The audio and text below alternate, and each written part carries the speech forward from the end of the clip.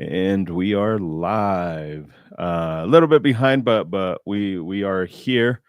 I sent out an email. We'll see how many people we get in today, and kind of the hope for today's podcast. We've got attorney to the stars, Brian DeBauche, and really what we want to talk about a little bit, as much as Brian can and wants to talk about the potential lawsuit moving forward with the state of Colorado.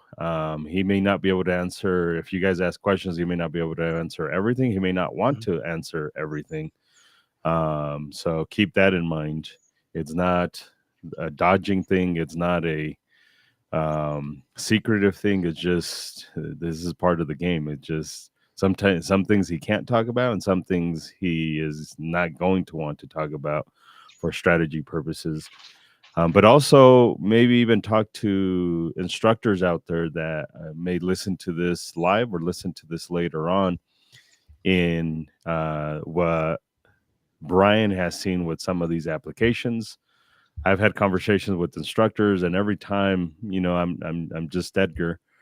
Every time I tell him, like, yeah, that's probably what they told you in an email or in a phone call, but you should read what the application says. And all that stuff. So my name is Edgar. The ugly guy in the screen, his name is the other ugly guy. Is Isaac Chase. That only leaves you, Brian. Yeah, that's right. Yeah, thank you.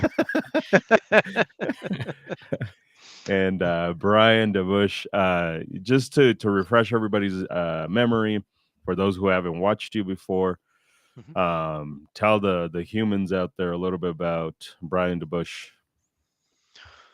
Okay. So I've been an attorney in Colorado for 26 years and 10 months, going on 11. It's been a long, strange trip. I do criminal defense, a lot of civil litigation, a lot of constitutional challenges to, both, criminal actions, charges, and the occasional case that we file in court to challenge something like an unconstitutional statute or regulation. I represent towing companies. I've represented Guns for Everyone. I've represented plenty of people in court on firearms actions or actions concerning firearms. So I've done a bunch of stuff in this area. And I continue to work on things like, House Bill 241174, which is, part of our topic tonight. The legislature has overreacted to their concern about concealed weapons carrying and education requirements, and the stuff they put in place now. Just looks like a wish list. And we can go over it a little bit at a time. Absolutely. People have asked me, is like, who's your attorney? Who's going to help you with this stuff? I was telling Brian DeBauche. And one of the questions they ask is like, is he the guy? And I'm like, that's the guy. He helped us with Larimer County. Larimer County, I always chalk it up as a win, because even though we didn't get the injunction that we wanted, even though we didn't get that seal from a judge, what we got is for a county to change their actions. And that's really why we quote unquote lost. It's not that we lost, it's that they did what they said, what we told them to do. Right. And then the judge was like, well, they already did what you told them to do. So what would you want me to do now? Because they fixed it. So they changed their internal policies and processing as a result of the suit, and did it before the suit was even over, so that the judge could say, well, now it's moot if you've changed it enough to meet the requirements of the law. So that's the only reason why on paper it looks like a loss, but for us it was a win, because the only reason it was technically a loss in court, it's because they changed everything that we needed them to change. So Brian helped us do that. We've talked about this before. He got Denver to dismiss a magazine bill for one of our friends, Sean. He's a co-founder of 1770 Armory. Go check him out. Go talk to him about that stuff. So he's the guy. So I'm gonna see if Isaac, you're better at asking questions and shit like that. Well, first of all, yeah, I have one question we didn't talk about yesterday, which is, and you kind of already touched on it. Where do you think the legislature got the idea to? And this is obviously just your opinion. You're not a legislator. You're not a lobbyist. But your impression of maybe where the legislature got the idea that this was what they wanted to spend their time on in Colorado for the 24 legislative session. Do you have any inclination about why, based on your experience in litigating cases, why the legislature would try? Because to me, it seems like this is a solution in search of a problem. We don't have a lot of concealed carry permit holders committing crimes, right? And this is true across the country. They commit crimes at a much lower rate than the general population does. Because they're more conscientious people, more in tune with the idea of following the law on purpose. So what would you say, in your opinion, started the legislature on this decision to try to increase training requirements and restrictions around getting a permit? So what it looks like is this is a wish list, and I think it got tacked on to some other changes in the law, some of which had to do with regulations on FFL holders. And you guys, I didn't even tell you guys this, but I got invited onto the commission that's going to be determining some of the regulations or beginning to draft the regulations on the FFL, the new FFL regulations in Colorado. But I think that mess got started because of the King super shooting in Boulder. And the straw purchase of the firearm in that case, I think, is what led to it.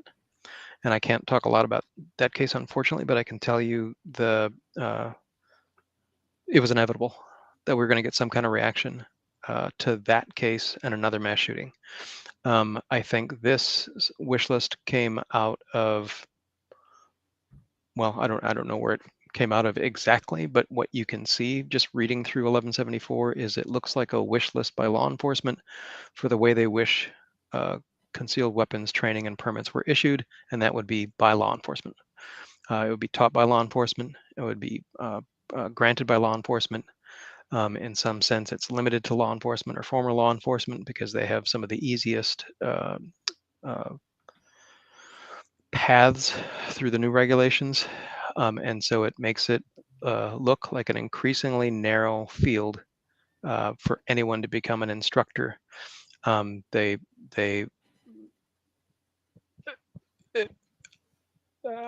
don't know exactly how the law enforcement community is feeling about instructors and having more instructors providing certificates to people, but I know how they feel about concealed weapons, and the feeling is predominantly negative. They would prefer that ordinary citizens not carry, is the feeling that I get, the reaction that I get. And so I can tell you, City and County of Denver still routinely chooses to destroy any weapons that they seize as evidence and makes it a requirement to some plea agreements that weapons be destroyed, regardless of the plea, regardless of whether the person did anything wrong, regardless of whether the firearm actually belonged to them, blah, blah, blah. There's a set of, protocols or policies that they use just to get rid of firearms because they frankly don't like them, and they don't like them in the hands of ordinary people. So I think this waited until the 24 session, and it's a friendly enough environment they could pass this stuff through. And I some of these things I don't know if they really thought it through all the way before they issued the legislation, because some of it seems subject to challenge. And now the sheriffs are kind of taking a run with the existing law and going well beyond the strict text of the law to impose additional requirements on people in the applications to become an instructor. So that kind of segues really well into one of the first challenges to the new law. 1174 requires that the sheriff's departments maintain and post a list to the general public of verified instructors. And there is a process to become a verified instructor, and part of that process is that you hold a valid concealed carry permit in the state of Colorado, concealed handgun permit. And so this creates a de facto list of concealed carry or concealed handgun permit holders in the state of Colorado. It's not a complete list, but it is a list of a subset of permit holders. And that is in violation of current law, which was not amended or changed by this new bill that says that sheriff's departments are not allowed, the state and the sheriff's departments are not allowed to maintain a list beyond a very specific set of guidelines. The sheriff's department is required to keep their own list, but not make it accessible to the public. And the state shall not have a database of permit holders. So the legislature, and I assume that when they write bills that they have attorneys and consults with professionals to make sure that a law that they're writing does not violate a current law without amending it. So there's, on its face, this looks like poor lawmaking. Yeah. So they have a group of staff writers in the basement. Well, they used to be in the basement. I don't know where they are now. Still in the basement. We've met with them. Isaac and I, we've met with them. Yeah, you got a bunch of staff writers in the basement. I'm going to put them on blast here and say, not the brightest group of people I've ever had a conversation with. We have personal experience with this. I don't want to go into detail because it would take a long time to explain. But let's put it shortly to say, at one point they told us to write it like this, and then we came back a couple of years later, and they're like, "No, you can't write it like that." I'm like, "You told us to write it like this." And then within a week, we were like, "Hey, what you told us to rewrite, they're now telling us we can't write it this way." Oh my God. Anyways, so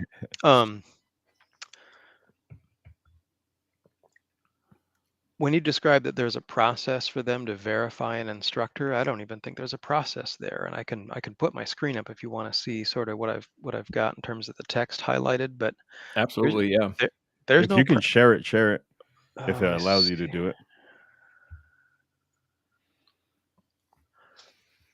And all the time that we've been using Restream, I never even realized that I could share my screen. Yep, it works just like Zoom and some of these other ones. But I've got to move my screen a little bit to get. Here we are. Here's the page.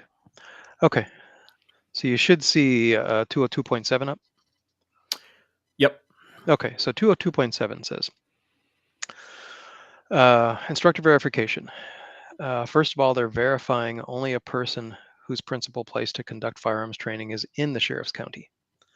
So that's odd and limiting, but the reason it's odd is because I guess you can go to, if your principal place to conduct firearms training is, some mountain county somewhere where you're the only one and you get approved there, apparently you can go statewide after that.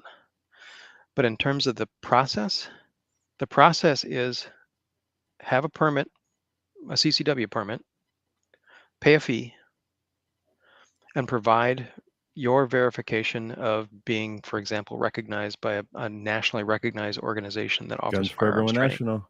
Guns for Everyone National. Okay, so GFE National could, so fee, have a permit, pay, and have a certificate from somebody. And then the very bottom line says, shall issue, right?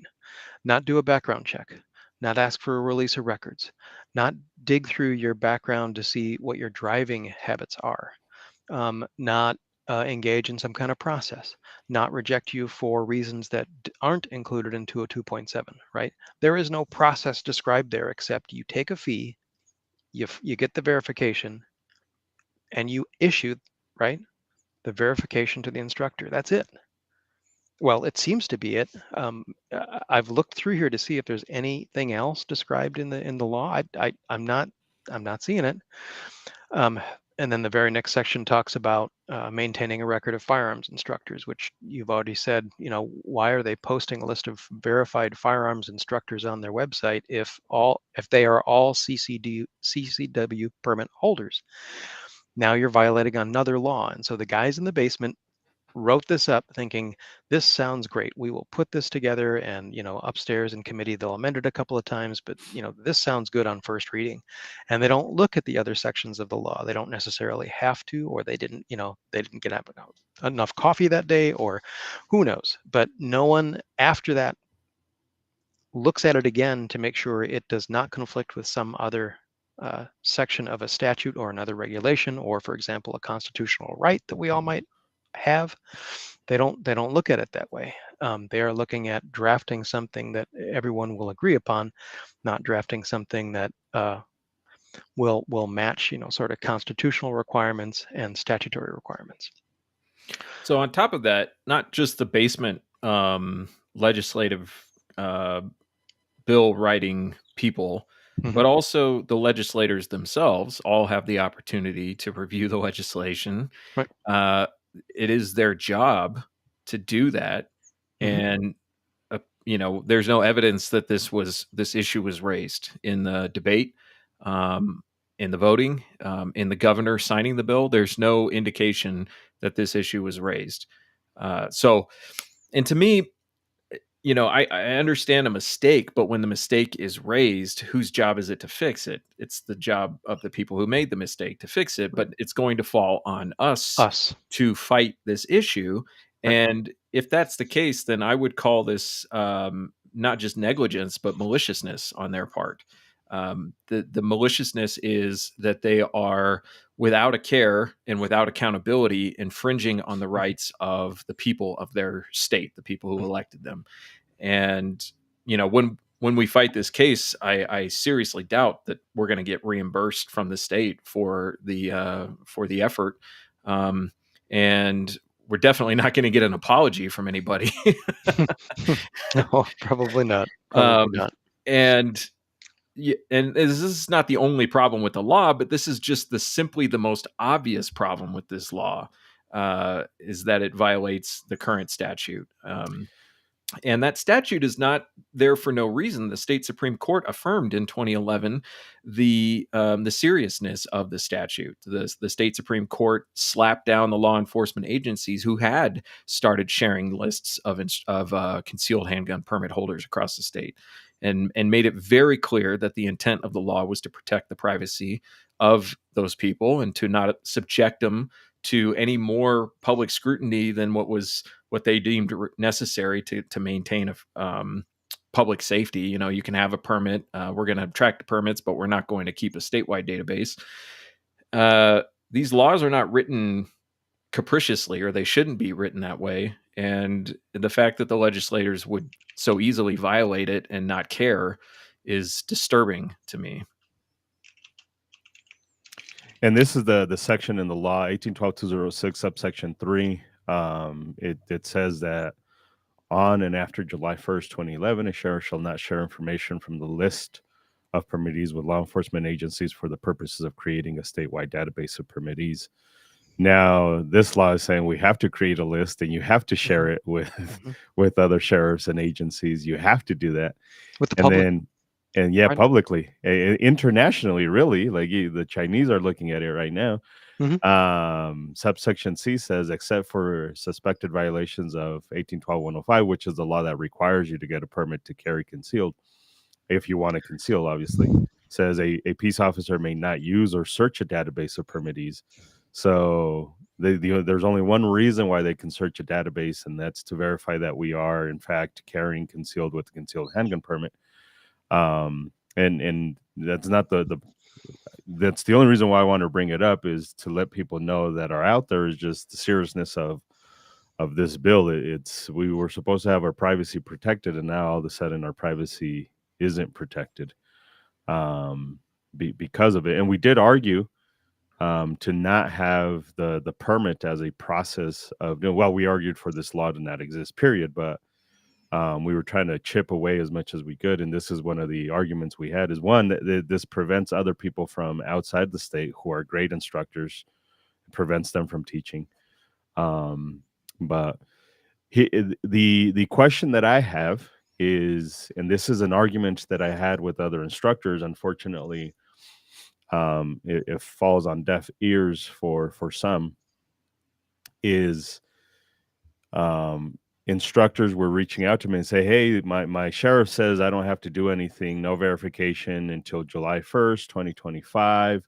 No teaching the new classes until July 1st, 2025.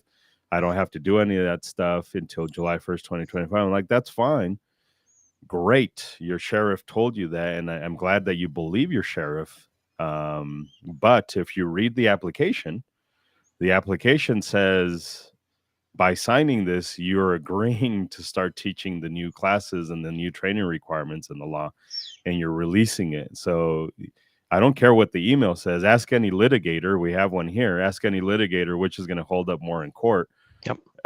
The signed release that says I'm teaching to the new requirements, or an email from a fucking person that works at the sheriff's office that says, no, don't worry about it. We're going to have you sign the release, but don't worry about it until July 1st, 2025. So I don't know if you could talk about that a little bit, but it just the problem with people believing the sheriff's office, and go for it. Okay. So I had this come up in a PUC matter where the Attorney General, at least one of their staff, had sent out an opinion on an issue, and it ended up being litigated, and they ignored the opinion that we received from the Attorney General's office. And they went off the text of whatever the law was. There is nothing saying that the statement by some sheriff's employee is going to stand up as binding on the rest of the sheriff's department. Now, if the sheriff were to publish it and make a statement or press release saying, we believe this, you don't have to, teach to those requirements to July 2025. Number one, I think he'd be wrong. And number two, I think only in that county then could you argue and teach to those requirements, because it's an official position by the sheriff, right? Or if the county attorney put it out there that the sheriff's position was going to be that the effective date was July 1, 2025, maybe.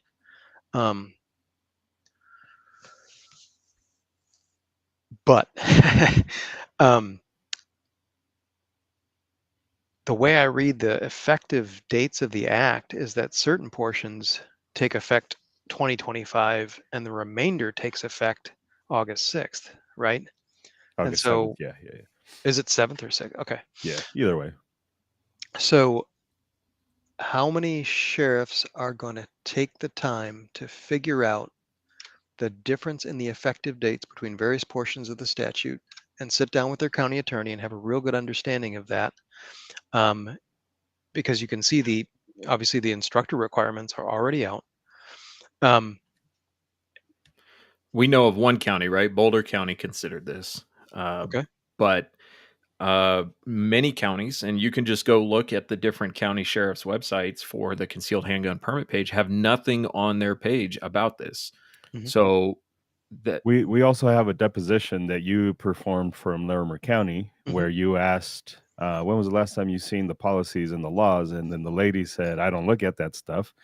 And then your question was like, why? What do you mean? Like, what? Why not? And she says, because I don't write it. She said she had never read it, and she was the person in charge of approving concealed weapons permits. If I remember her position, she was the only employee that did that, and she had never read the law. And that's a pretty big county, right? Yeah, Larimer County is pretty big. Not small, and not an uncomplicated place to do law enforcement. And and she had been in that position for a decade. Yeah, I think she had worked for them for a while.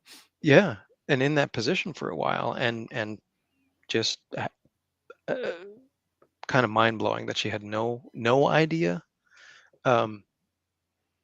And that's kind of to your point, though, is how many sheriffs are actually going to sit down and parse through this stuff and figure out this new administrative burden that they've got to deal with, and then deal with the applications and the background checks and figure out fees. And it's a whole new thing they've got to set up from scratch, and they're not, this doesn't provide any money to them to do that. There's nothing that says there's a budget outlay that we're talking about that go into effect August 7th, which is already passed. Mm-hmm. The legislature only gave them 90 days to implement this, and it was 90 days to implement really the hardest parts of the law.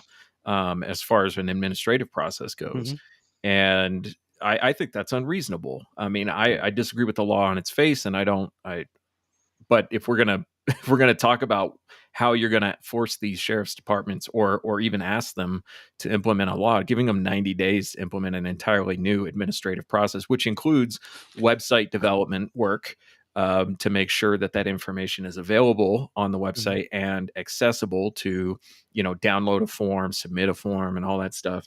I mean, some of these counties can do it. You got the more the counties with the largest budgets, but many counties in this state have barely functioning websites in the first place, let alone a process by which they're going to publicly post a list of valid instructors in their state. So what do you tell to those instructors? I don't think we let you finish on that side of it. What do you tell the instructors who are, I guess, naively believing, maybe not, and I say ignorantly, not in a negative way, but just what it is, naively believing, ignorantly believing that whatever their sheriff's office writes in an email to them casually is kind of supersedes the application that says you will start teaching. And by the way, there's no effective date on the release. The application doesn't say starting July 1st, 2025. Right. It says upon you signing this. Right. That's exactly right. What do I say? I would say it's not a binding statement by an agency, a law enforcement agency, to get some statement from the front desk clerk or a civilian employee or even one of the deputies. It's got to be the sheriff in a published statement. It can't be over the phone. It can't be at the counter. It's got to be a published statement, written and signed, or it's got to be a position they take publicly, or it's got to be a statement by the county attorney. And even then, that's only one county, right? So Larimer may differ. Well, obviously, look, the counties don't necessarily agree on how they go about law enforcement, you can't rely on a statement you get in any way that isn't an official published announcement or statement or press release by one of the agencies, not the front desk person. It's not. I'm trying to think of how you'd even use it.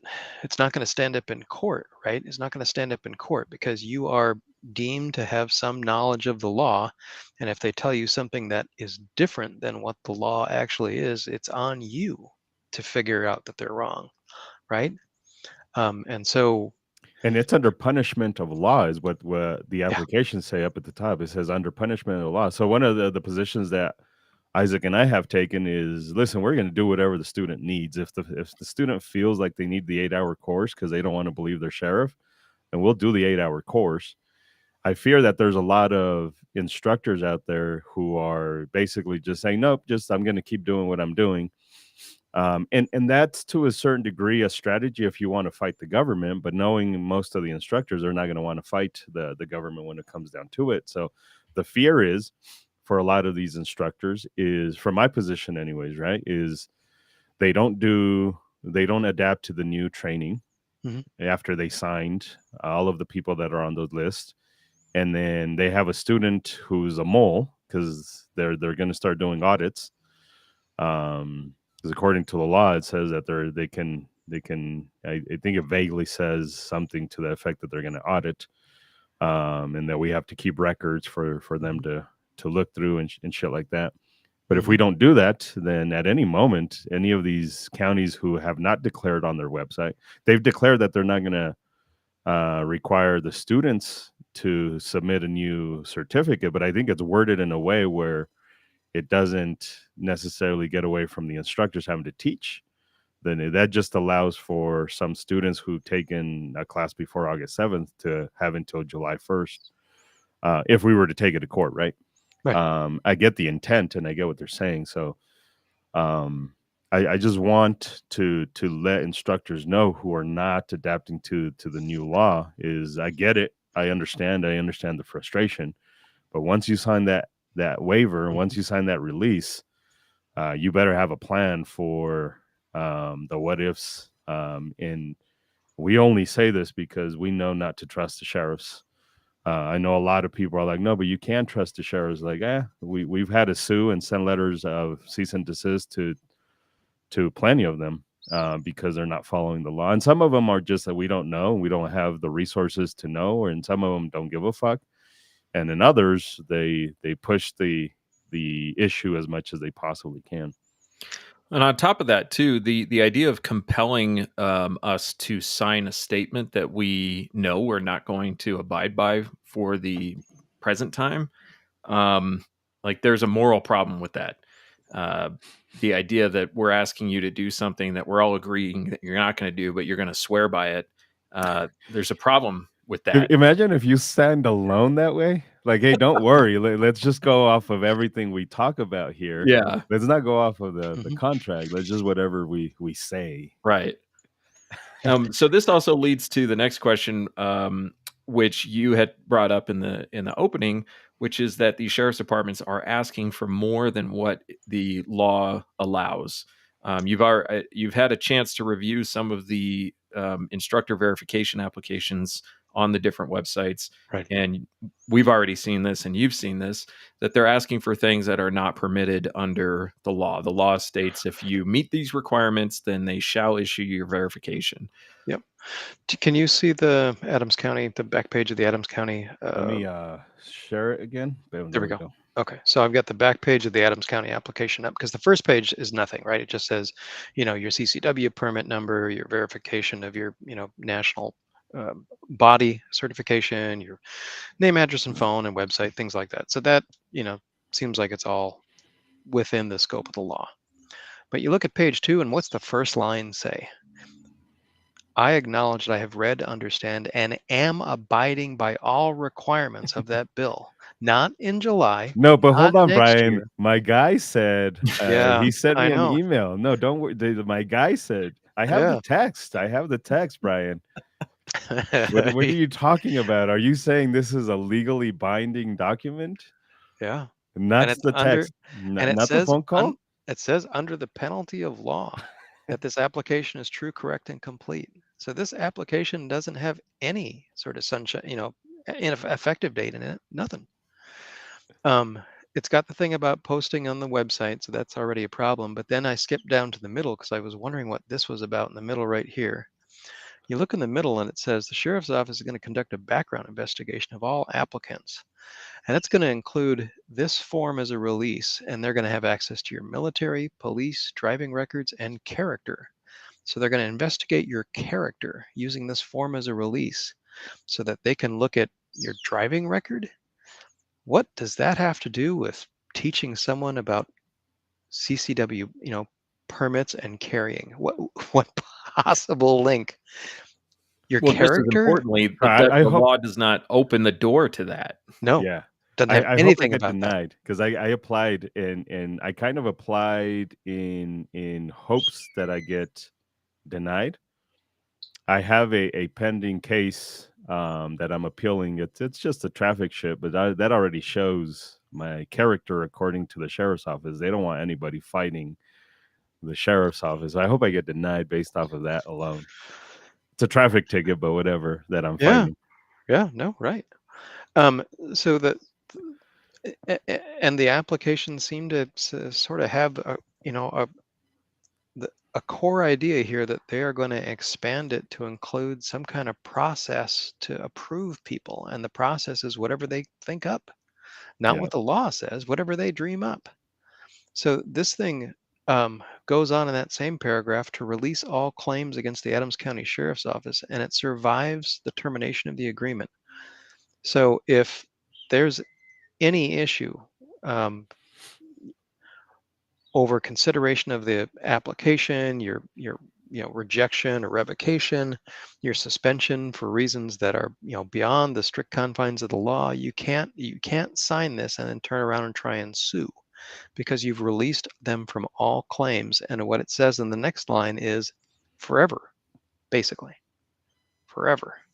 Now, that's not all claims, right? It's all claims relating to the application and the verification process. But if you get denied and this was, part of your supplemental income, or you get denied and it's your full-time job to provide these classes and you can't conduct your business until you get it straightened out, and it takes 2 years, you can't go after them if what they did was violate the clear letter of the law and fail to follow it. So this there's nothing. Sorry, there is an immunity clause in 1174, but this release goes well beyond that. Well beyond. Now, how does that hold water in court? Say I now am the aggrieved party, and we want to send a letter of cease and desist because they're trying to verify my background check in order before they approve me. What does that mean? So what it means is you can't make a claim or assert liability against the sheriff's Yeah, department. but we can Now, still stop it. but you can stop it, Yeah, right? You can yeah, for sure. file a declaratory action. This is not a sort of a non-suit or bar against, redress in the courts. That would be another constitutional problem, but a different one than we've been Yeah. talking about. So you would always have access to the courts, but what it's saying is you can't go after them for liability. This, I think, is what this was intended to prevent. So you can't sue them. They fumble this thing, or they're incompetent. They don't understand the law, or they have, Debbie, who spent 10 years never reading the actual law that applied and just stamps no on your application because she feels like it. That failure to exercise discretion isn't something you can sue over because you've signed this release and waiver. Correct. The other thing here is in that second point, it says, I understand that CRS 18-12-202, et cetera, requires the sheriff to maintain a record of my name as a verified instructor, and as you highlighted, to post my name and the expiration of my instructor verification on the sheriff website. I consent to this information being released to the public and posted on the Adams County Sheriff website. Mhm. So there's like a personal statement there, like I consent to that, but that doesn't absolve them of their responsibility to follow the other elements of the law. And like, this is something that Edgar brought up when he was talking with the Boulder County Sheriff. Is it sounded like their way around the sheriffs are aware, at least some of them are aware, that they're not supposed to be posting this stuff to a website, but they're required to follow this new law. And the idea was to post a statement here on the signed form saying, I'm aware that you're going to post my name on the website, and I agree to that. But that doesn't absolve the sheriff's department of violating the law. Like, I can't give the sheriff's department permission to break the law. That's not like, I don't have that kind of a power and authority in the state.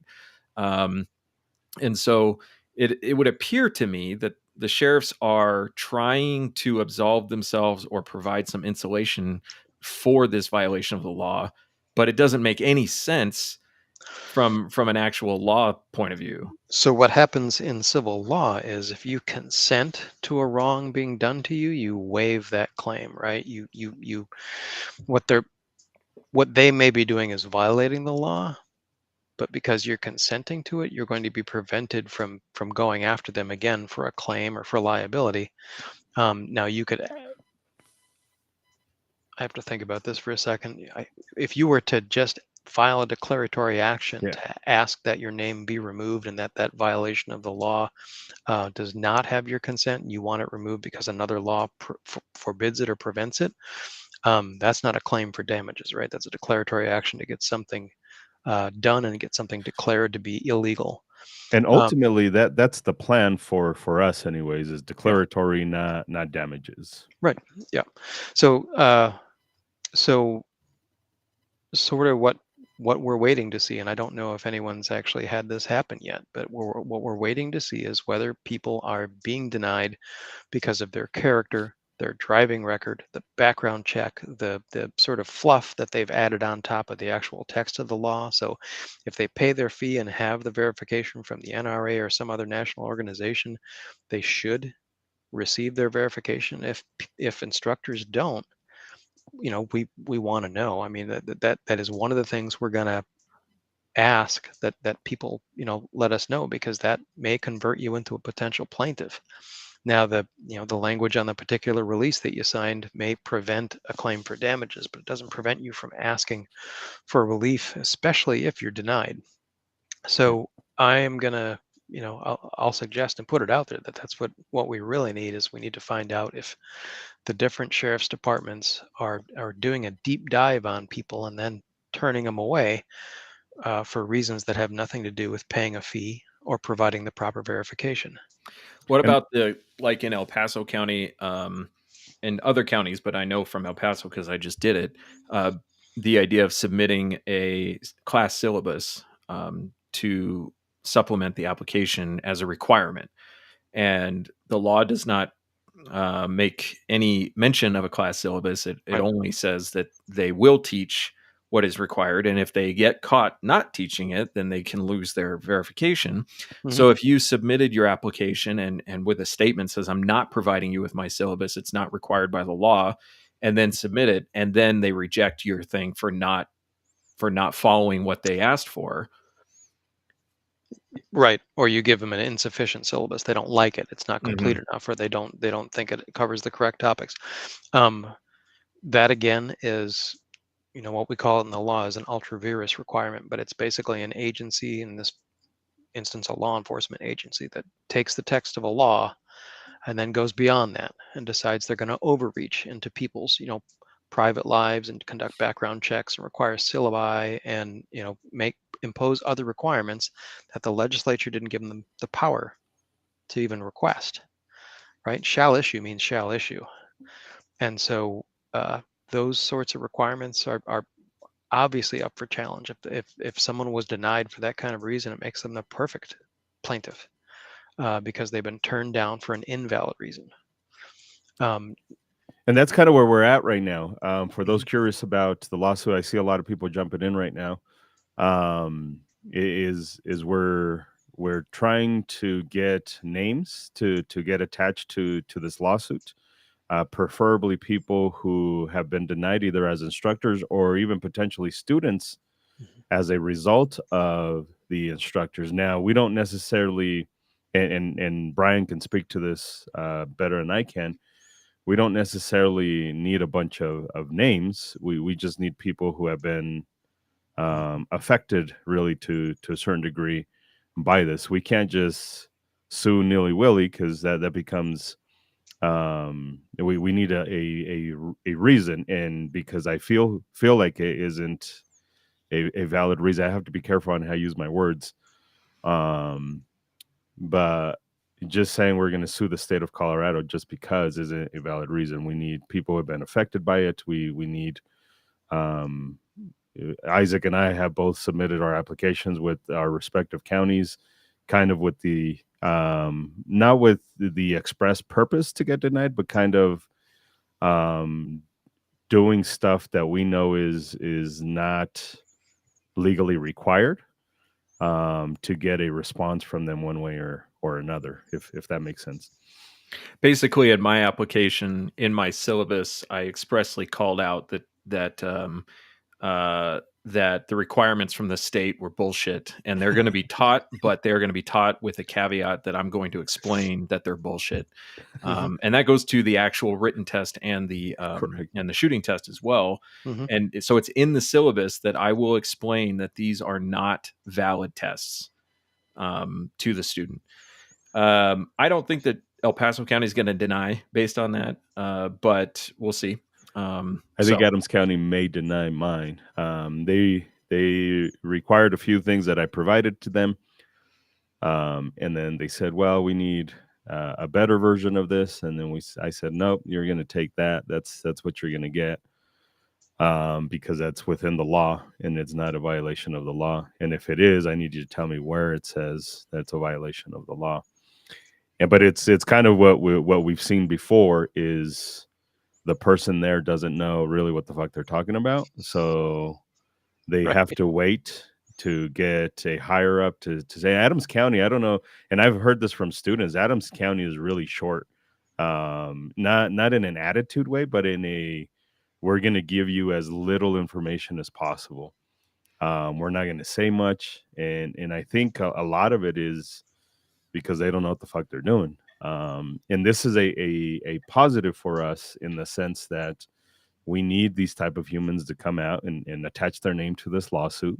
Mm-hmm. It can't just be Guns for Everyone. It needs to be Guns for Everyone, and preferably a list of names with this. So part of having this video done is like, hey, if you guys are on board, which by the way, I appreciate a lot of you guys have donated to the cause. You can do that on our website, gunsforeveryone.com/legal fund. I believe that's what it is. I'll put up the link here in a little bit, but we also need names. Not just money. We need names. And that will be the end of my rant for this one. So let's talk about the constitutional issues here. The idea of some kind of a test being applied in a historical context to exercise your right to carry a firearm.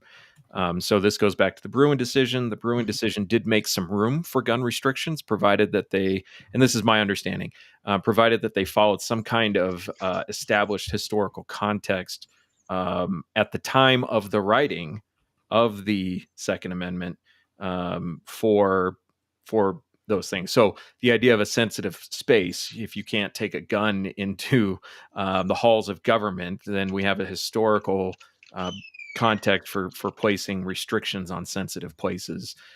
How does your understanding of Bruen line up with where this current law is?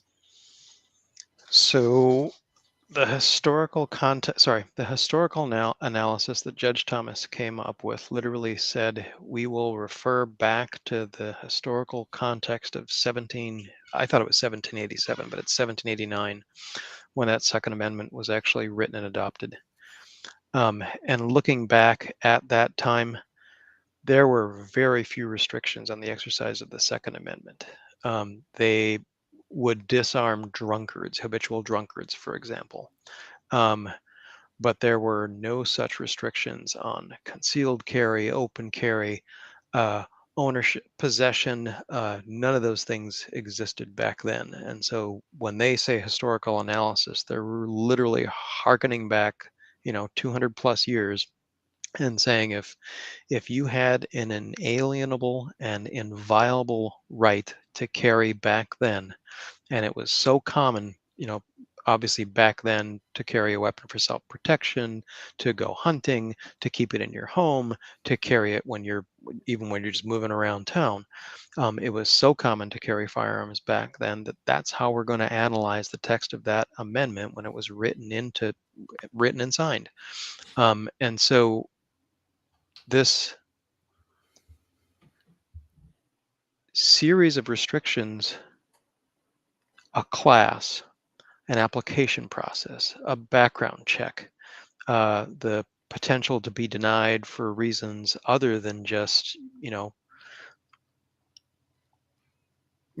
federal violations, domestic violence conviction or a restraining order, but those have obviously survived some scrutiny by the courts already. But the right that you possessed in 1789 shouldn't have so changed by now that we have a mass of regulations on top of it that prevent you from carrying the way you choose to. So thinking through how Bruen might be used to challenge this particular law, why is an 8-hour class or a 2-hour class or a 20-minute class, why is any of that required of any concealed weapons permit holder? And if you take a look at the sort of the instructional requirements in Section 2, instructors are supposed to be able to teach about lawful purchase, ownership, transportation, use, possession of firearms, extreme risk protection orders, reporting lost or stolen firearms, securing firearms under that new sort of gun cabinet law that they passed 2 years ago. You are supposed to explain, and in your syllabus, I guess you have to sort of run through a whole series of things, including state law pertaining to the use of deadly force for self-defense. You guys have seen me put on that course. Yeah. It takes 3 hours. Yeah. It's an outline that's long as my arm, and we don't even get to the. I mean, we don't even get to the bottom of it. You barely scratched the surface in 3 yeah, hours. primarily what we end up telling people in that class over and over again is, unless you are directly under imminent threat of your own injury, don't do it. And unless you're in your own home confronting a definite intruder, don't do it. Because the risk under the law is you misunderstand when you're supposed to use a firearm. And so here's what's going to happen. Here's a couple of nightmare scenarios for you that I keep coming back to. What if instructors aren't lawyers and don't understand how the law works and have to try and provide all of the legal advice I just went through in an 8-hour course? And in that 8-hour course, you got to provide all of those things. And those folks are supposed to leave having gotten 80% on a written open book exam about those exact topics. Firearms use and deployment in Colorado law is like an entire law school class. It is complicated. It's convoluted. I've tried to explain in the past in class about, the Defense Against Intruders Act, which used to be called Make My Day, self-defense, imperfect self-defense, and then, other things you can argue like provocation. But it takes years to figure out how that stuff works. And we're asking instructors, lay people, to explain this to a classroom of people. What's going to happen if one of those people does shoot someone, does end up arrested, does get charged, and said, well, my instructor said I could do that? Yeah. Well, and then there's always room for the misunderstanding of completely. Like in 8 hours. I'm not saying you even said that. I'm just saying they're going to blame. Correct. They're going to point back at the class and say, well, the state of Colorado required me to be taught that, and so I did what they taught me. Right, and this is something we've brought up before. Is it puts the responsibility for the class, the content of the class, the way the class is conducted, on the state. It's not on us. When the state requires this, the responsibility lays on the state, and the state is not capable of doing a good job of teaching this stuff. And if they, like the state, let's say the legislators who passed this law were conducting their own classes, they're going to suck at it, but they're doing it through somebody else by saying, okay, you instructors must do what we think you must do. And it places that responsibility outside of the student, where that responsibility is the students. No matter where the law is, it is the student's responsibility. Yeah. But the perception is, well, it's not my responsibility. The state came up with these requirements. Mm-hmm. The instructor's supposed to teach them. And so my job is to show up, pass a test, and get my permit. And that is a complete bastardization of the understanding of judicious use of force and judicious, responsible firearms ownership. And this is part of the reason why I would want the lawsuit. It looked like you were about to say something. I was just going to say, back in 1789, if people could even read, they didn't read the law, and they didn't know, even close to what it is that we have today. The historical analysis is going to run right up against the massive regulations we've created around firearms, deployment and use of force, self-defense, both the criminal law and here you're going to have, federal and state law on purchase, ownership, transportation, and use of firearms. So the earlier question was, what about Bruin?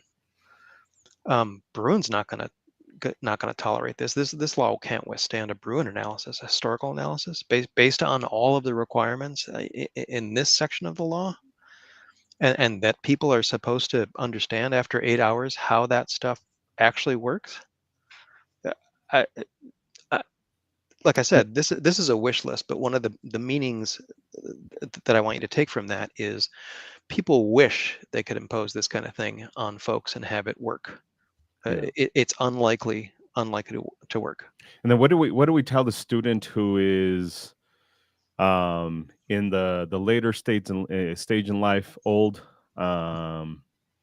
They are mostly capable of doing stuff, but obviously they cannot perform in a test as well, a live fire test as well as the 30-year-old. Are we telling them as a society that because you're old and you have arthritis now, and maybe your shot is not within passing, but it's in a self-defense context, most likely good enough. But in a standardized testing context, it's not good enough, if that makes sense, right? It Yeah. just And what are you shooting in the class, and what do you actually have, at home in the safe under your bed for a self-defense situation? I mean, what are you firing on each of those occasions? so You guys know what a judge is, right? yeah. That it's got like cowboy You loads and birdshot loads and all you kinds of could other stuff pass and fail yeah, a shooting test at the with the same same time with gun. rifling. Yeah, exactly. That's what I'm saying. Like, it is impractical, right? Yeah. Impractical to require them to shoot a paper target at 10 yards with, a standard 9, and then tell them, well, now you're cleared to do whatever else you do Yeah, with and the whatever else test you has have. two issues. One, the test is if I pass the test, it gives me the impression that I don't need to train anymore.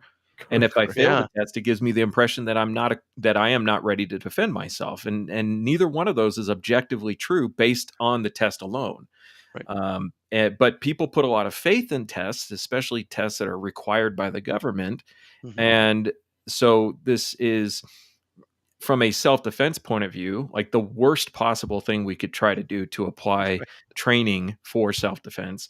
From the Bruin point of view, this is clearly in violation of the Bruin test. Funny, we're using the word test again. And also it again, that it places that responsibility. Most people know that training is important as far as like an idea. Oh, I should get training. Most people show up for the mandated training and then never come back because they took what was required by the state. And the state has no concept or even a clear interest in providing a good guideline or a set of training. I'm not going to say requirements, just guidelines of what would be responsible gun use. Hmm. And so it just muddies the water for the end user, for the student Right. who is really buying a gun essentially to protect themselves, but now is wearing like opaque glasses on what that actually means. Yeah. And they don't understand, and they're less likely to feel legally confident that they can carry a gun. They're less likely to pursue that process because it's going to get more expensive and take more Mhm. time. And ultimately, it's not going to lead to any better outcomes for anybody, for the general public or for them, the defender. So this is kind of we've said a lot. We've said a lot of words, and it's kind of been all bleeding one subject into another. But for those who have just joined and are trying to follow, is we started talking about the applications for the instructors, how that's a violation. The release. We've talked about how our names as concealed handgun permit holders and instructors are being blasted on the internet by sheriff's office, which is a violation of current law. And that has been tackled at the appellate court, if I'm not mistaken, correct, Isaac, here in the state of Colorado? I believe that 2011 decision, or 2011 or 2013, went to the state Supreme Court. Okay. Yeah. So that's already been confirmed that they can't do that. So, but they are doing it. Mhm. And then now we're talking about the potential Bruin issues. Now we can't sue, nor do we potentially want to sue all at once for all of these issues. So we have to tackle it, and I'll let Brian speak to this better, because I guess you have the law degree and 26 years of law experience. I guess we'll let you talk on that issue. But like, what's the if you can and if you want to, for Mhm. the people that are potentially wanting to jump in, sign their names up for the lawsuit, and maybe potentially help us fund the lawsuit because we need money. Brian is going to try his best to not make this super expensive, but I mean he needs to eat. He has a kid he needs to feed.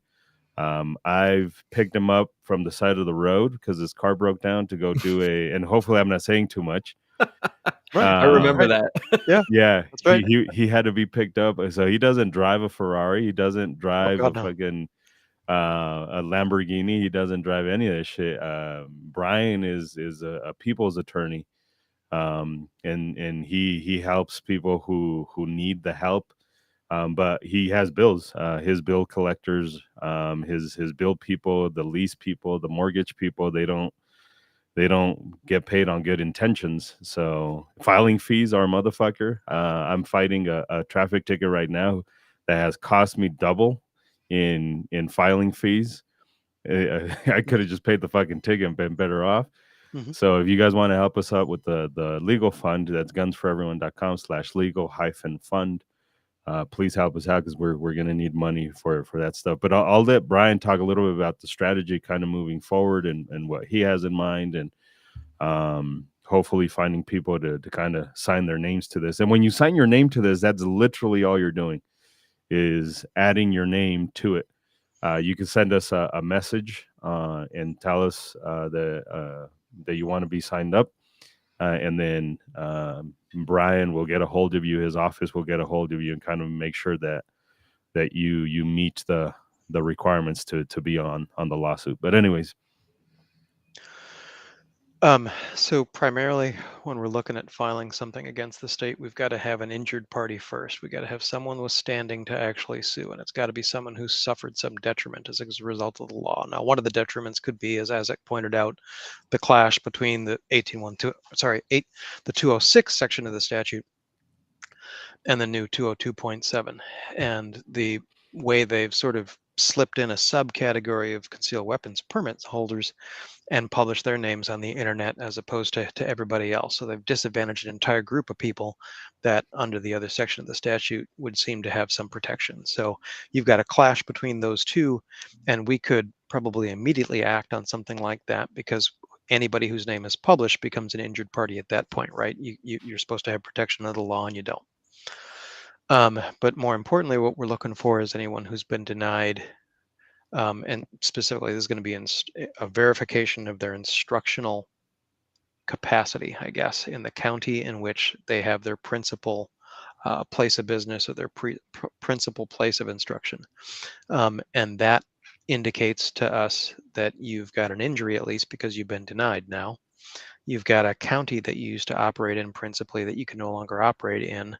And because that was your principal place of operation, you can't, without relocating, go anywhere else. And then I'm sure once you're denied, I haven't noticed it on the application so far, but eventually they're going to start asking if you've been denied in any other county. So we're looking for injured parties, first of all. You do have to sign up. It does not mean you have to pay me anything, but it does mean you become a potential plaintiff. There may be court appearances that require a video appearance. There may be, later discovery conferences or appearances that require some of your time. But we'll go over that when and if we receive some contact from people who are actually injured by the law. So we've got the already, the already extant conflict between the former law and this new law about databasing and publishing. We've got instructors who, are arguably are submitting their applications already, and maybe they have not been denied quite yet, but when they are, we could use those names and those individuals to participate because it gives us an injury in fact and not just sort of a potential injury or putative injury. So we need people with an actual harm. We are hoping to move this along by corresponding with some of the sheriff's offices first and just address some of the problems with the applications because these seem to be routinely or uniformly expressing the sheriff's own personal opinion about their overreach into this area as a new way they can regulate.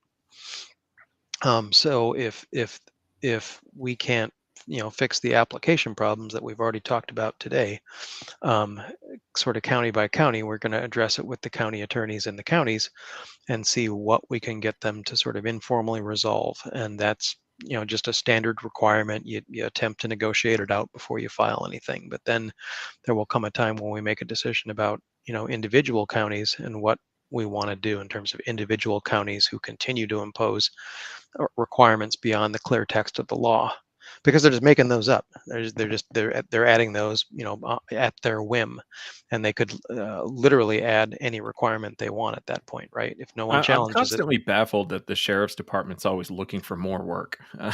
Yeah, considering there was a report not that long ago that Weld was short on people, Denver was short on people.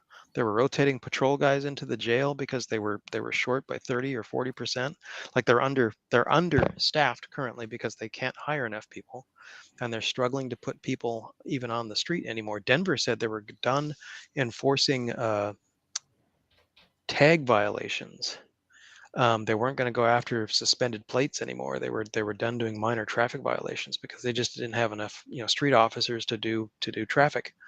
And so how they're managing to create another program for themselves with, well, I mean, I guess eventually we'll see how many instructors they are actually verifying and approving, and how many they're turning down, county by county. But it's not a light burden for them to suddenly add on to what sounds like an existing staff shortage. Yeah, I'm always when people look at absurdities, in the law. The point I try to make is the more absurd the law is, the more effective that exercise of power is. This is really just power over the people, and the sillier it is and the less it makes sense, the more effective that exercise of power is. Because you can't make sense of it, and you as the person who's being oppressed, for lack of a better word, you can't navigate it because it doesn't make any sense. And to me, this is a perfect example of that. So we're looking for people to participate. We're looking for an instructors avenue as well. Like we want students. We for sure want students. Mm-hmm. But I think in speaking with Brian, I think we have a better chance of defeating this bill and kind of getting it stricken, taken off the fucking paper. If we approach this from the instructor side versus the student side. Mm-hmm. We want this bill to go away at the end of the day, and we don't care which way it goes away. I just feel like there's legally there is more room, more fight, I guess, if you will, more meat on the bone, I guess, if you will, from the instructor side than there is from the student side. Especially since a lot of sheriff's offices, not all of them, but many of them, Arapahoe County, Jefferson County, I think Douglas County is another one, have already formally announced that for the student, they're not going to do anything until July 1st, 2025. Okay. For instructors, they have not. Now, not every sheriff has done that. Boulder County, I have the email that says, yep, August 7th, we're going to do everything. And then if you go to their website right now, there's nothing, not even instructor verification, not a word. Nothing has changed in Boulder. And they were the ones that were from the beginning, like, no, we're going to start everything August 7th. So from the instructor side, I think we have more ground to begin with. That doesn't mean we stop there. If I understand this correctly, it doesn't mean we stop there. It just means we have a place to start, and the instructor side of it to defeat this bill is probably the best way to start to get this bill stricken. Yep. Agreed. Okay. Well, what else can we cover, do you think? I was hoping with the people that came in, see if they had any questions about the potential lawsuit, any questions that they have. So if you had, I made a comment earlier on the chat, but if anybody has a question about this, more than willing to answer whatever we can. We don't necessarily want to answer training requirement questions. We don't want to start talking about legal stuff that has nothing to do with this stuff. We want to be sensitive to Brian's time, and he made time today to talk about the lawsuit. We got a lot of questions like what's the plan, what's the strategy, what do we need to do. A lot of questions about that. So we wanted to provide a little bit more of an input on this, and then also kind of let people know that it's still happening. We made some posts, and a lot of you guys donated. A lot more of you guys didn't donate. Some of you guys read the messages. Some of you guys probably didn't get the emails, but if you guys want to help out, gunsforeveryone.com/legal fund. For those of you guys that donated, that's already taken care of with Brian. So we're at that point where because of that, we're starting. I think you said we were going to start sending letters out. I don't know if we could talk about this, but we're going to start some stuff on next week. We're going to start next week. Yeah. Yeah. So yeah, I don't know what you're allowed to talk about what you are. And I suffer from foot and mouth disease. Foot and mouth disease. Okay. Yeah. And a lot of it is just like, I don't mean to. It just, I just like to say almost to a fault, literally everything that's in my fucking brain. Almost to a fault. I want to add one thing. It's the last thing I have to say, which is, if you're listening to this and you're like, well, I already have my permit and like there are other things that are important. There were a number of things that were passed in the last couple of years that affect your ability to carry a gun in public. This is not the only thing that's going on right now. If we get some momentum going in this state, and I think we have some easy avenues to get some momentum in this state with defeating elements of this law or the entire law itself, that momentum can be built into challenging other laws that were passed in this state. A lot of political capital, a lot of money, a lot of attention is driven by momentum, and we need some wins, and we can get some wins with this issue. And so if you're thinking, well, this isn't that as important as other things, I think that's absolutely wrong. I think this is maybe the most important thing going on right now in this state when it comes to fighting gun laws. Yeah, absolutely. And some people have reached out and said, hey, I don't have any money and the economy is kind of shitty right now. Spread the word. If you don't know how you can help us out, spread the word. Tell people about Brian DeBauche and this lawsuit. Reach out to us. Tad had asked if we've reached out to other instructors. Yeah, a lot of instructors already know that we're suing. As of right now, I will say there's been a not resistance, but a little hesitation to kind of join. I think a lot of people are afraid that this might affect the way that they can do classes. And I get it. I understand. For us though, it's well worth whatever social risk you're kind of worried about. So I'm empathetic to a certain degree about the instructors who are a little hesitant, but if you know instructors and they may want to participate in this, and then there's other instructors who are like, I want this fucking law to be in place because it kind of somehow helps them. It doesn't help freedom. I hope that instructors will join in on this. This is about us stuff. In any way, shape, or form. We want as many instructors to be involved with this. We might do what FPC did, and if you're a member or a former student of Guns for Everyone, where you're protected especially because of it. But that's a Brian issue. That's not a Guns for Everyone issue. FPC, during the Bryce thing, basically all of their members were protected in the injunction, in the TRO, if I'm not mistaken, or it was the injunction, whatever. They were protected where you would not be liable, you would not be subject to the law during the lawsuit or anything like that, but you had to be an FPC member. So we might do that, but it's not necessarily something that I absolutely want to exclude anyone. I think this is a freedom issue, but it may be a strategy. But I'll let Brian kind of decide that. So yeah, Ted, we have reached out to instructors, and if you know instructors, let us know. Matt says if you have a monthly membership, is there a way to put some of that? Yeah, absolutely. If you guys donate monthly to Guns for Everyone National, and you can do that through GFE National. If you go gfenational.com, go under membership.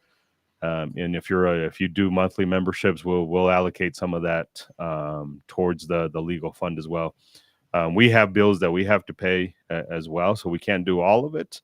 But especially those of you guys who say, "Hey, put my monthly towards the legal fund," absolutely, we could definitely do that stuff, because I understand that the economy right now is not the greatest, especially if you live in Colorado. In the Denver metro area, more specifically, it kind of not the greatest. So, but unfortunately, money is how this thing moves forward. Yeah, and if you can't donate, tell people about this, and if you can do both, do both. But we need, like Isaac said, we definitely need that momentum, and we need these wins. And they may seem like uphill battles. A lot of people are going to try and convince you, like, oh, it's not even worth it. Like, my freedom is worth it. My freedom is worth fighting for. My freedom is worth it. And there's a lot of talkers out there on the social media talking about rising up and fighting. And I see you in your LARPing gear and shit like that.